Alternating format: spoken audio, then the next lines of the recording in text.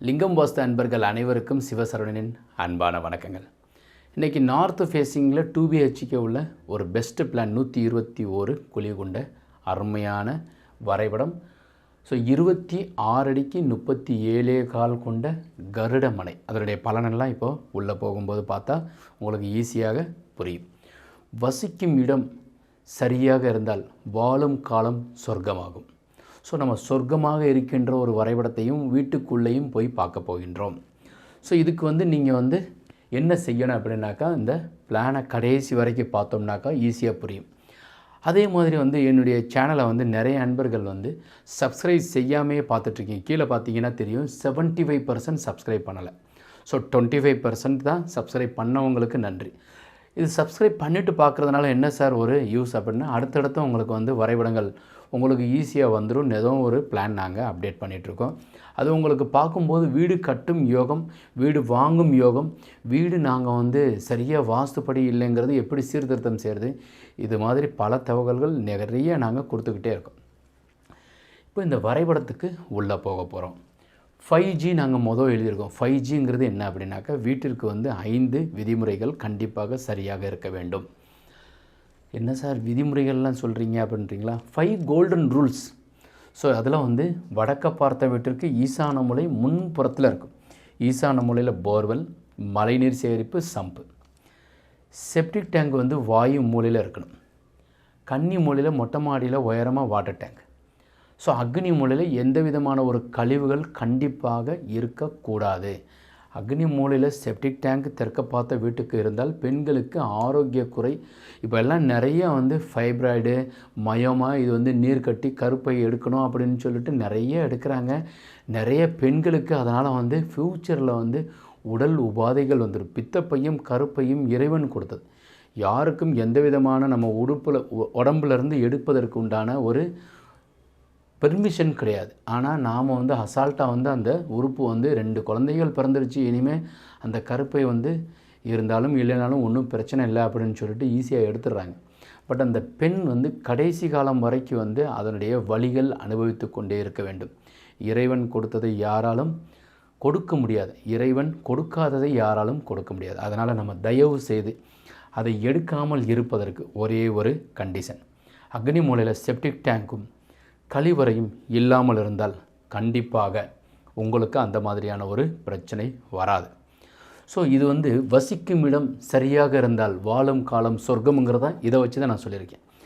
So இப்போ இந்த வீட்டுக்குள்ளே ஒரு சூரிய சந்திர ஒளி சரியாக இருக்கணும். அப்படி இருந்துச்சுன்னா ஒரு மருத்துவர் உங்கள் வீட்டிற்கு, ஒரு வைத்தியர் வரமாட்டார்னு சொல்லும்.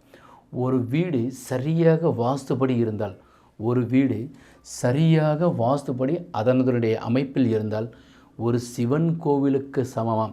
அதனால் தயவு செய்து வீட்டை கட்டும்போதே சரியாக கட்டிவிட்டோமேயானால் நீங்கள் சிவன் கோவிலுக்கு கட்டுவதற்கு சமம். இப்போ வீட்டுக்கு உள்ளே போகிறோம். ஃபஸ்ட்டு இந்த 5G பார்த்துட்டோம். 4Cங்கிறது தான் நம்ம வீட்டுக்கு உள்ளே போகிறோம். என்ட்ரன்ஸ் வெராண்டா 6:15, ஹால் 17:30க்கு 11, டிவி அமைப்பு, சேர் அமைப்பு, ஜன்னல். ஹாலில் நேராக பார்த்தீங்கன்னாக்க கன்னி மூலை பெட்ரூமுக்கு ஈசானத்தில் வாசல். 16க்கு 11 ஒரு பெட்ரூம். கட்டில் தெற்கு சுவரை ஒட்டி போடப்பட்டுள்ளது. ஜன்னல், நிலை கிரில் டோர், இது எல்லாமே ஒரே நேர்கோட்டில் அமைக்கப்பட்டுள்ளது. கன்னி மூலை பெட்ரூமுக்கு 2 ஜன்னல்கள் கொண்டது. பீரோவை கன்னி மூலை வைத்தோமேயானால் வடக்கு பார்த்த வீட்டில் வசிப்பவர்களுக்கு பொருள் சேர்க்கை அதிகமாக இருக்கும். மேலும் கருட மனைங்கிறது எக்கச்சக்கமான காசு பணத்தை கொடுக்கும். யானை மனை ஆரோக்கியத்தையும், பசுமனை குழந்தை பாக்கியத்தையும், குழந்தைகளுடைய வளர்ச்சியும், வாரிசுகளை கொடுக்கும். சிம்ம மனை வைத்து வீடு கட்டணுமேனால் அரசு உத்தியோகம் கண்டிப்பாக கிடைக்கும். அரசு சம்பந்தப்பட்ட வேலையில் இருப்பவர்களுக்கு வளர்ச்சி உண்டாகும். இதுதான் இந்த கருட மனையினுடைய பலனும். அதாவது கர்ப்ப பொருத்தத்தில் 4 மனைகள் சொல்லியிருக்கேன். 4 மனைகள் இருக்கக்கூடாதுங்கிறது நான் சொல்லவில்லை. என்னுடைய சேனலில் பார்த்தீங்கன்னாக்கா பெருசாக நெகட்டிவான தகவல்கள் பெரும்பகுதி அடியேன் கொடுப்பதற்கு கிடையாது. ஏன்னாக்கா வீடு சரியாக இருந்தால் உங்களுக்கு நலம் நிச்சயமாக சேரும். பெண்கள் ஆரோக்கியத்திற்காக முழுமையாக நிறைய நான் தகவல் கொடுத்துக்கிட்டே இருக்கிறேன். ஆரோக்கியம் என்பது சரியாக இருந்தால் நிச்சயமாக வீட்டில் ஒரு நல்லது எப்பொழுதும் நடந்து கொண்டே இருக்கும். இப்போ கன்னி மூலையிலேருந்து மின்னியும் வந்துட்டோம். ஸோ வாயு மூலையில் 10:45க்கு 11 ஒரு பெட்ரூம், மேற்கு சுவரை ஒட்டி கட்டில், மாடிப்படி வெளியில் செப்டி டேங்க் கீழே கொடுத்துருக்குறோம். இதுதான் இந்த 26க்கு 37 121 குழியினுடைய பலன். 67 வயது பொருத்தம், 11 பொருத்தத்தில் 7 பொருத்தம் உள்ளது.